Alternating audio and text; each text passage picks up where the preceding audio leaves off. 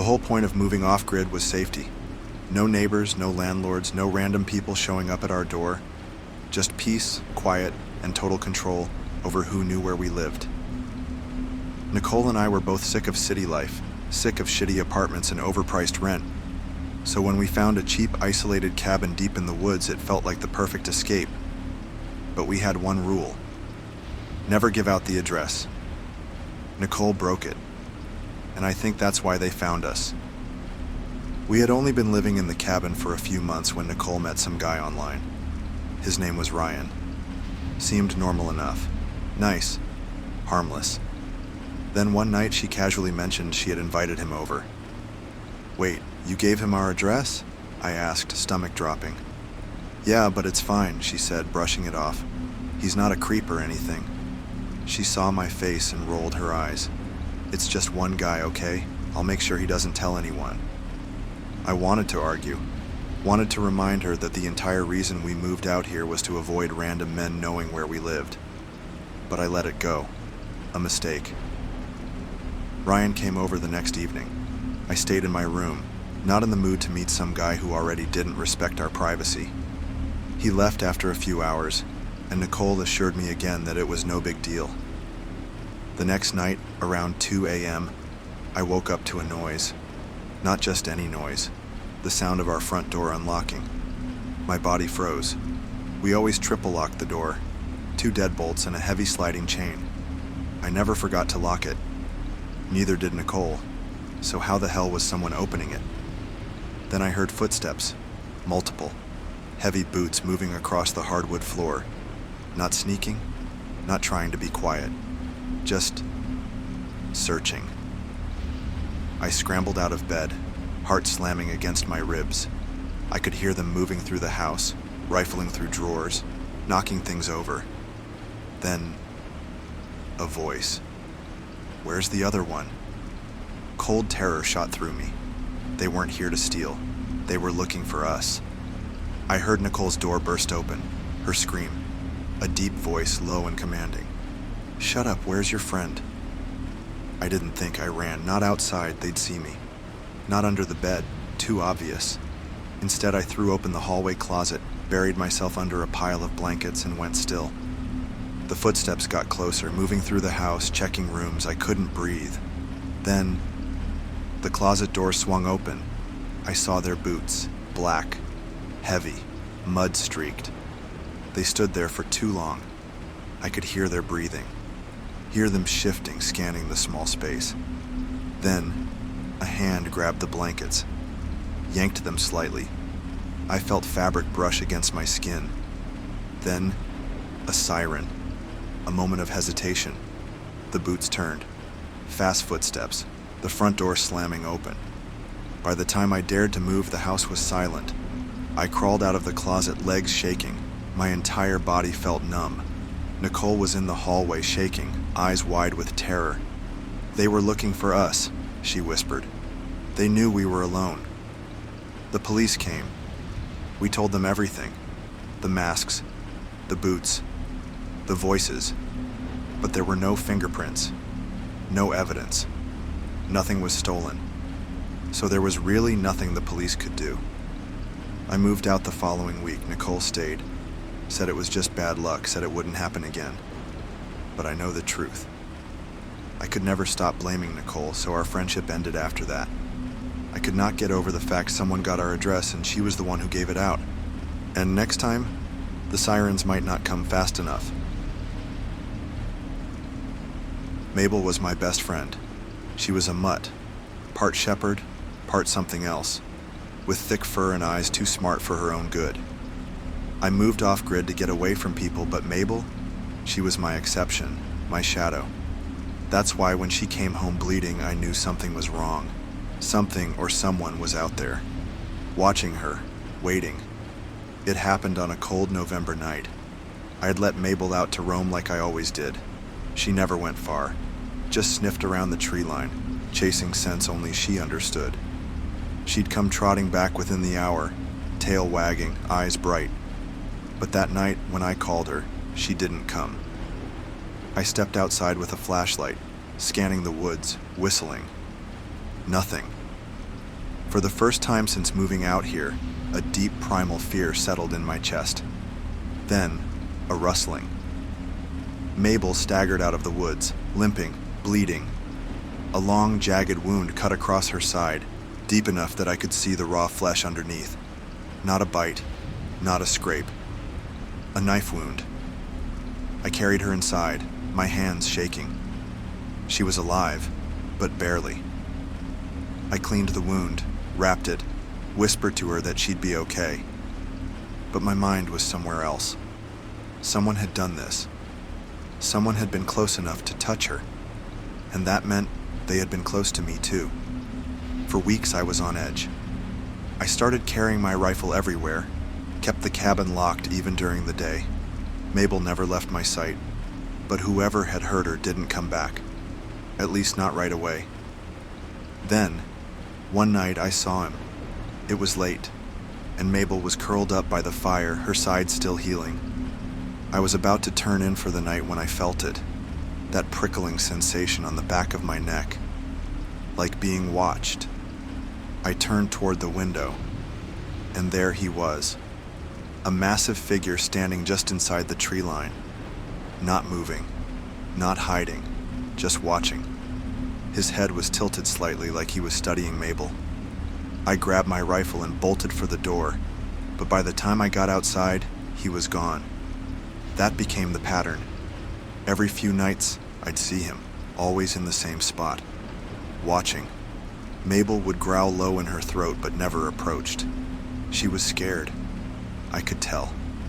Then, one night, I woke up to a different sound, breathing, slow, deliberate, coming from just outside my window. I didn't move, didn't breathe. The fire had burned low, casting the room in deep orange shadows. Then came the tapping, fingernails, or maybe knife tips, dragging against the glass. I turned my head, heart pounding. The figure stood right outside the window, closer than ever. But he wasn't looking at me. His gaze was locked on Mabel. I saw his lips move, and though no sound came out, I could see what he was whispering. Mabel. Mabel. Mabel. That night, I didn't sleep.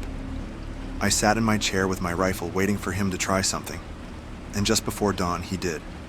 The first sound was the doorknob rattling, then slow, deliberate scratching along the wood. I stood, heart hammering, then came the bang. The whole cabin shook as the door buckled inward. I didn't hesitate. I raised the rifle and fired. The blast split the night. For a second, everything was still. Then came the sound of something heavy collapsing against the porch. I held my breath, waited. Then, laughter. Low, wet, inhuman. Then the footsteps. Slow, dragging, moving back into the woods. I didn't chase him, didn't even look out the window. I just sat in the dark listening to Mabel's soft whimpers, my pulse thudding against my skull. The police came the next morning. They searched, found nothing. No blood, no tracks, no signs that anyone had been there. They thought I was crazy. I almost believed them. Until the scratching started again. For weeks I heard it. Software persistent, always at the door, always just before dawn. And sometimes, when the wind was right, I heard the voice too, that whisper. Mabel, Mabel, Mabel. Then, one morning, it stopped. I thought maybe it was over. Maybe I had scared him off for good. Then, I opened the door and saw him. He was frozen solid, curled up on the porch, arms wrapped around his knees, skin blue as the winter sky. His mouth was still open, lips cracked, frozen mid-word. His eyes, black, lifeless pits, were locked on Mabel, as if even in death, he was still watching her. I burned the body that afternoon, scattered the ashes, and that night, I slept without fear for the first time in months. But sometimes, when the fire burns low and Mabel stares at the door, ears perked, I swear I still hear it. A whisper, a voice carried by the wind. Mabel, Mabel, Mabel. Living off the grid means being self-reliant. No safety nets, no hospitals 5 minutes away, no immediate help when things go wrong. And things can go wrong fast. I thought I understood that. I thought I was prepared. Then one mistake cost me my leg. See, it was supposed to be a normal day. I had been working on an outhouse project behind the cabin, cutting trees for support beams. My wife, Sarah, was inside prepping lunch, and our closest neighbor, Tom, was a quarter-mile down the trail. I had done this 100 times before, felled dozens of trees without issue, but 1 second of bad luck can rewrite your whole life. The chainsaw kicked back, a violent jerk. I barely had time to process what was happening before I felt it. White-hot pain ripping through my thigh. I looked down. Blood. So much blood. A deep gash, straight through my jeans, through the muscle. Flesh peeling open like split wood. For a second, I just stared. My body refused to register what I was seeing. Then the pain hit. A wave of fire, radiating up my entire leg, and I dropped to the ground, chainsaw still buzzing a few feet away. I pressed my hands to the wound, but it was pouring. Not dripping, not oozing, pouring. My own heartbeat spurting out of me. I knew deep in my gut, if Sarah didn't find me soon, I was dead. I don't remember screaming, but I must have, because suddenly Sarah was there, her face drained of color, her hands shaking as she pressed down on my leg. Shit. Shit. Shit. I could feel my body getting lighter, like the pain was pulling me out of myself. Then Sarah did something that probably saved my life. She ripped off her flannel, tied it around my thigh, and cranked it tight. I screamed, a deep animal sound, but it slowed the bleeding, not stopped it, but slowed it. She was shaking so bad, whispering to herself. Saw this in a video, fuck, okay. Then she bolted, running down the trail toward Tom's cabin, leaving me alone. Bleeding, fading, drifting toward something else. I don't know how long I lay there. Minutes? Hours? Time was slipping. My mind kept pulling away, dipping into a strange, cold darkness where the pain felt distant. I had the horrible thought, maybe it's not that bad. Maybe if I just close my eyes for a second, I'll wake up and this will all be over. Then I heard Tom's truck, the tires skidding into the dirt. Felt hands grabbing me, shaking me. Stay awake, man. Stay with me. I tried to answer, but my mouth wouldn't work. The ambulance took almost an hour. An hour of fighting to stay conscious. An hour of Sarah sobbing, Tom cursing under his breath. An hour of me slipping deeper and deeper away. By the time they loaded me onto the stretcher, I already knew. Even before the hospital. Even before the doctors told me. I wasn't keeping my leg. The first amputation took most of my thigh. The second took even more. Infection. Rot creeping in. My body betraying me, eating away at what little was left. When I woke up after the second surgery, I reached down instinctively. Nothing. Just air. A space where part of me had once been. Gone. I spent months in rehab, learning to live with less. Less balance, less movement, less independence. And at first, the anger was worse than the pain. The frustration of needing help for things I used to do without thinking. The humiliation of falling in front of strangers. The crushing weight of knowing I did this to myself. One mistake, 1 second. And it took everything, but I'm still here. Still fighting. Still figuring out how to live again. Some days I feel stronger than ever. Other days I feel like a ghost of myself. But I refuse to give up. Because I didn't survive that day in the woods just to waste the second chance I was given. There's a kind of silence you only hear in the deep wilderness. Not the peaceful kind, the unnatural kind. The kind where the wind doesn't move, the birds don't sing, and even the trees seem to be holding their breath. That's the silence I walked into the day I found the shack. And that's when I realized I wasn't alone. I was about 30 miles from the nearest town, trekking through the Alaskan backcountry alone. No trails, no roads, no signs of civilization. Just untouched wilderness stretching for miles in every direction. I had been out there for 5 days, and I hadn't seen a single soul. That was the point. I wanted to disappear for a while, to get lost in something bigger than myself. But on the morning of my 6th day, I saw it, a thin column of smoke, rising through the trees, curling into the sky like a signal. I stopped cold.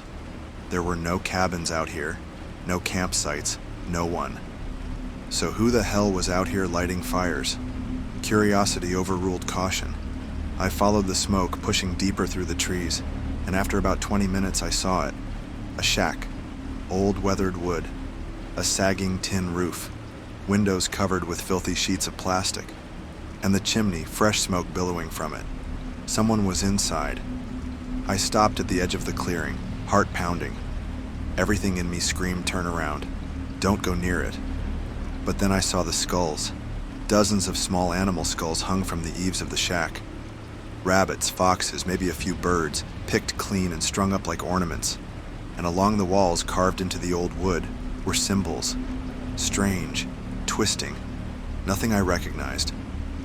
That's when I noticed something else. There were no tracks, no footprints, no paths leading up to the shack, no way in, no way out. I took a step back. Something about this place felt wrong, like it wasn't meant to be found, and then, from the corner of my eye, I saw movement, a figure, half hidden between the trees, standing perfectly still, watching me. I went rigid. My brain scrambled for details. Tall, thin, pale, not wearing a jacket despite the cold, just standing there, motionless. I squinted, trying to get a better look, but the moment I did, they took a step backward, not forward, backward, deeper into the trees, melting into the shadows. I opened my mouth, maybe to speak, maybe to scream. But then, a door creaked. The shack. The front door had shifted open, just slightly, like something inside had just nudged it, like it was inviting me in. I turned back to the trees. The figure was gone.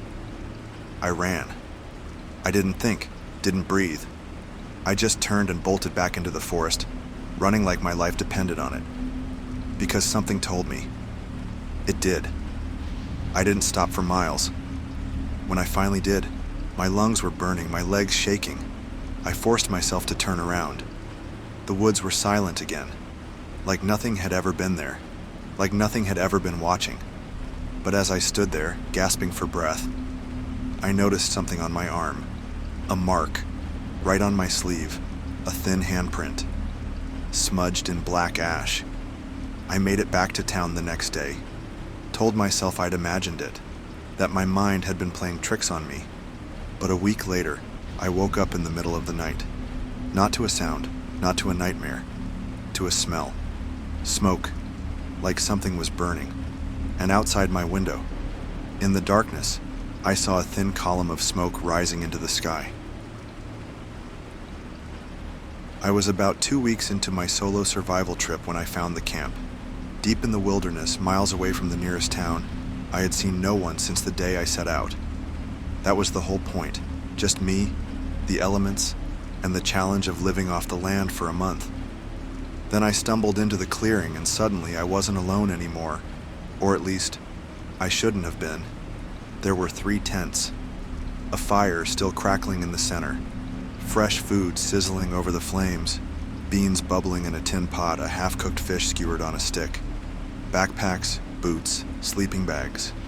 Everything was there, everything except the campers.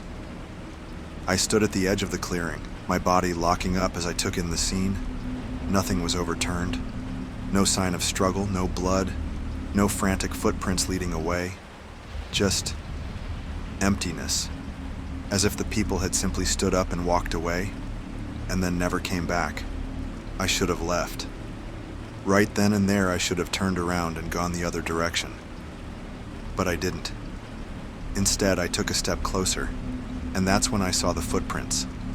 There were 3 sets, leading away from the fire. Deep, heavy impressions in the dirt like they had left in a hurry. They stretched toward the tree line, as if the campers had walked away from their meal and into the woods. But they didn't go far. The footprints stopped, not by a river, not near another trail, just right there in the middle of the clearing, like they had been lifted straight into the air or dragged away without a struggle. I felt the skin on my arms go cold. My mouth went dry as I backed away, every instinct screaming at me to go. And then I heard it, a slow rhythmic tapping, coming from inside one of the tents. My stomach twisted. I knew better than to check. I knew. But my body moved on its own, drawn forward by a horrible, paralyzing curiosity. The tapping continued, light and deliberate, like fingertips drumming against fabric. I crouched down. Slowly, cautiously, I grabbed the zipper of the nearest tent. I held my breath and pulled it open. Nothing. Just a normal sleeping bag, neatly laid out. A flashlight. A journal. It was the only thing that looked slightly disturbed. The top page crumpled where a hand had once gripped it. And on that page, written in shaking, uneven handwriting, was a single sentence. We heard it talking. I dropped the journal and bolted. Didn't check the other tents. Didn't care about the fire, the gear, or what the hell they had heard. I just ran. The whole way back to my own camp, I felt it. That sense of being watched, of not being alone. Every crunch of leaves behind me made my stomach clench. Every shadow between the trees sent adrenaline surging through my limbs. By the time I reached my own camp, I was gasping for air, drenched in sweat. I didn't sleep that night, didn't even close my eyes. I sat with my back to the fire, my knife in my lap, my ears straining for any sound that didn't belong. For that same slow, deliberate tapping, or worse, a voice. I cut my trip short the next morning, packed my things at dawn, and hiked out at a pace just shy of sprinting. I don't know what happened to those campers, don't know what they heard, and don't want to know. I never wanted to go on that hunting trip. I wasn't like my dad and older brother. They lived for this kind of thing, week-long treks into the wilderness, tracking deer, setting up camp in the middle of nowhere. Me? I preferred solid ground, 4 walls, and 0 chances of getting eaten. But my dad insisted, said it was tradition, a rite of passage. So I went. And that's how I ended up trapped in a hammock, staring down at a bear big enough to kill us all. We were deep in the Montana backcountry, miles from anything remotely resembling civilization. The plan was simple. Hike, hunt, camp, repeat. The first few days weren't bad. I hated sleeping outside, hated carrying gear, but at least the weather was good. Then came the 4th night. We were in grizzly country, which meant no tents. My dad insisted on hammocks, high up between the trees to keep us out of reach of anything that wanted to eat us. That night I fell asleep listening to the wind rustling through the branches, my body swaying gently with the hammock. Then, sometime around midnight, I woke up to a sound that made my stomach drop. A deep, snorting breath. Something big was below us. I held my breath. The only light came from the dying embers of our fire, casting a faint orange glow below. I tilted my head slightly, just enough to see. And there it was, a grizzly bear, easily 800 pounds, standing right beneath us. Its massive head swayed back and forth, nose twitching as it sniffed the air. My blood turned to ice. We had left the gun on the ground. My brother, Jason, must have woken up too, because I heard him whisper, "Dad, what do we do?" Dad didn't answer. We all just waited, frozen in place, barely breathing, hoping the bear would just move on. Then Jason shifted, just slightly, and his hammock made a noise, a low, stretching creak. I looked over, and my heart stopped. The cord was tearing. Jason saw it too. His whole hammock was sagging, the fabric stretched to its limit. If it gave out, he was going straight down, right onto the bear. I could hear Jason's breathing pick up, fast, shaky. Dad finally spoke, barely above a whisper. We need a distraction, a pause. Then, we dropped Jason's hammock on the bear. I'll jump for the gun. Jason hissed, "That's your plan?" "We don't have time. On my count." Dad started counting down. 3. The bear huffed, taking a slow step forward. 2. Jason gripped the sides of his hammock, preparing to shove it down. 1. We let go. The hammock plummeted. The fabric hit the bear's back, engulfing its head, tangling around its legs. The bear roared, a deep, furious bellow that rattled my chest. It reared up, claws swiping blindly at the fabric. Dad dropped, a 10-foot fall straight to the ground. I barely had time to register it before I heard the gunshot. The bear staggered, snorted, then collapsed, dead. The forest went silent, just the crackling fire, just my own heartbeat slamming against my ribs. Dad stood there, rifle still aimed, chest heaving. Jason was gripping his hammock, knuckles white. I don't think any of us breathed for a full minute. Then Dad finally looked up at us and muttered, "Let's go home." And we did. When I decided to go off-grid, I thought I was ready for the silence. I had spent years preparing, watching survivalists on YouTube, reading books, testing my skills in weekend trips deep into the backcountry. I wanted true isolation, to build something with my own hands and live without relying on anyone else. So when I found the perfect spot, secluded, miles away from the nearest town, untouched wilderness stretching for days in every direction, I thought I had found home. For the first few months, everything went as planned. I spent my days chopping wood, clearing land, and slowly constructing my cabin. At night, I would sit by the fire, listening to the sounds of the forest, the wind moving through the trees, the distant cry of an owl, the rustling of unseen animals in the undergrowth. And then the knocking started. It was always 3 knocks, deep, hollow knocks, like someone striking a tree with a thick branch. The first time I heard it, I thought it was just an animal, maybe a deer rubbing its antlers against a trunk, or some distant trees shifting in the wind. But the sound was too deliberate, too rhythmic.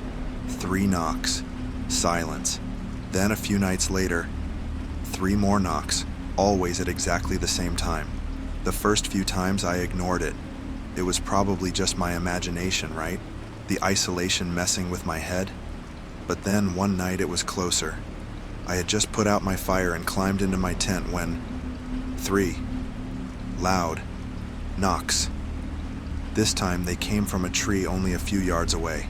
I shot up, heart hammering, grabbed my flashlight and stepped out into the night.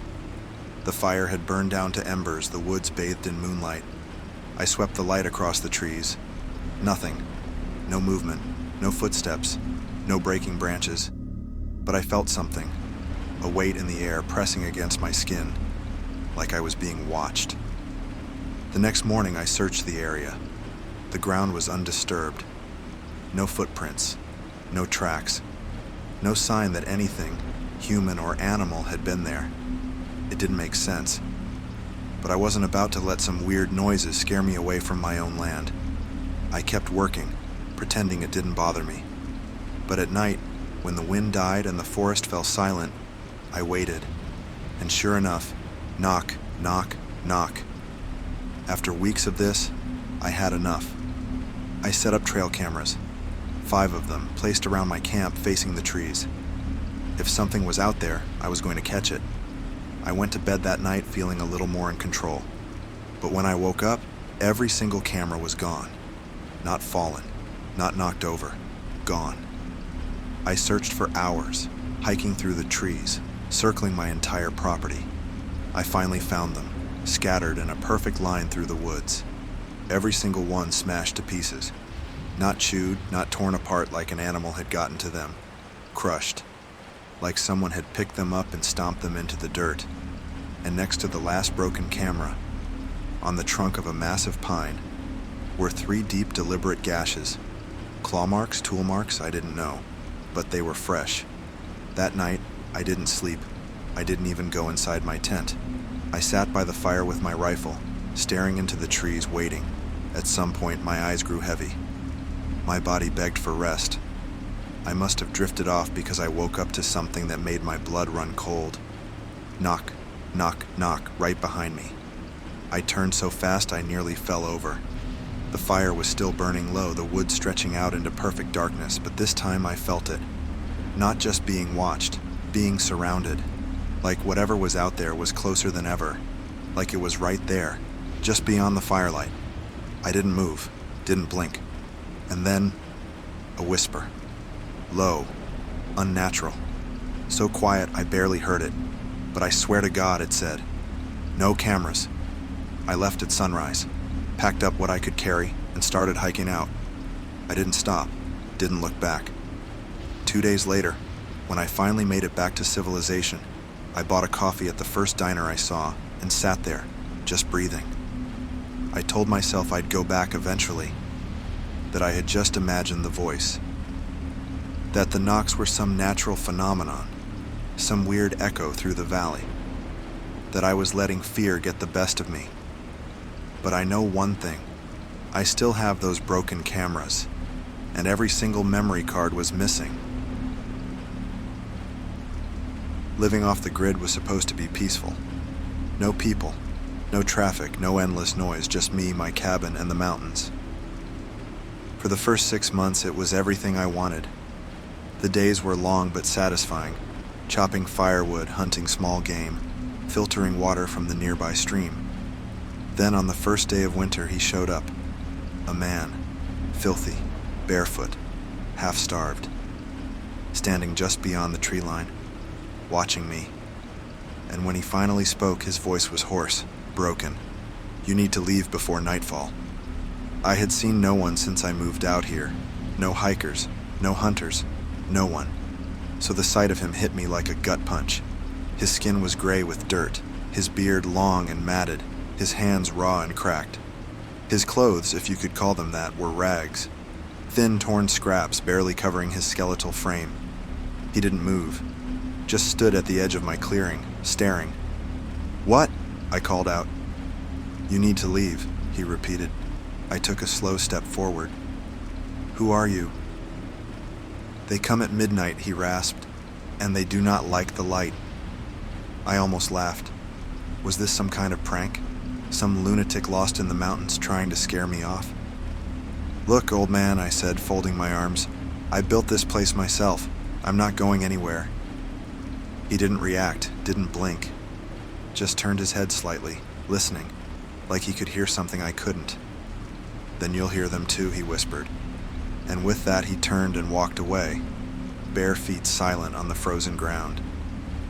By the time the sun set, I had convinced myself he was just some crazy old hermit. Maybe he had been out here too long. Maybe he was sick or starving or just not all there anymore. Either way, I locked my doors that night, kept my rifle loaded, just in case. By midnight, the fire had burned low, the wind howled through the trees, and then I heard them. At first I thought it was the wind, but no. Whispering, software numerous, voices overlapping, right outside my walls. Somewhere deep in my gut, a primal fear took hold. I grabbed my rifle, heart hammering, and crept toward the door. The whispers grew louder, words I couldn't understand. A low, rustling chorus of hissing syllables, swirling through the trees, moving like a living thing. I swallowed hard. Then, before I could stop myself, I threw the door open. Silence. The clearing was empty.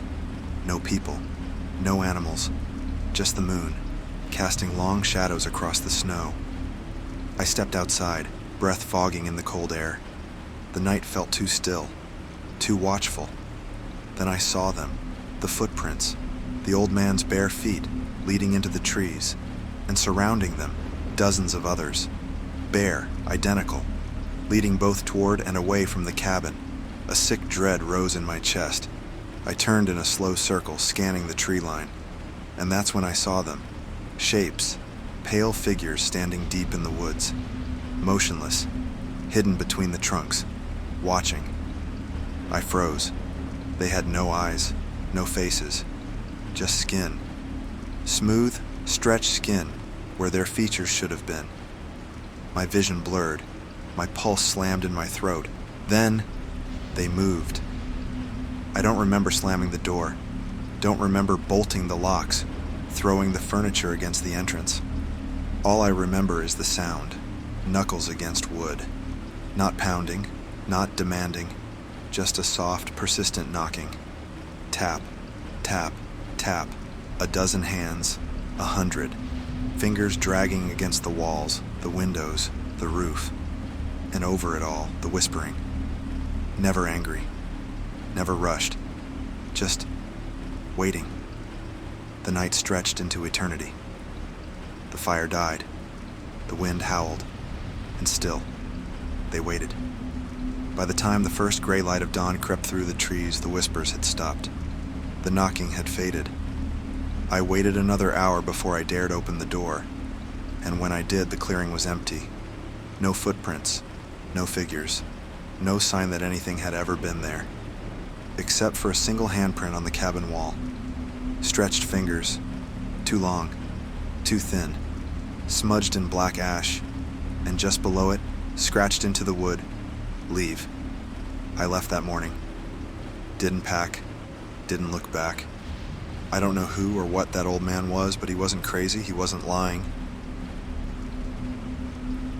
There's a rule when you're deep in the wilderness: if you find something that shouldn't be there, leave it alone. We broke that rule, and I think that's why we saw the man in the water. There were 4 of us, me, Matt, Jason, and Eric. A week-long canoe trip through one of the most isolated river systems in the country. No cell service, no rangers, no easy way out. Just miles of untouched water cutting through dense forest, winding into nowhere. It was the 4th day when we found the boat. It was just floating there. A long, dark canoe, maybe a 14-footer, drifting slowly along the current. Not overturned, not damaged, just empty. Matt was the first to spot it. "Yo, you see that?"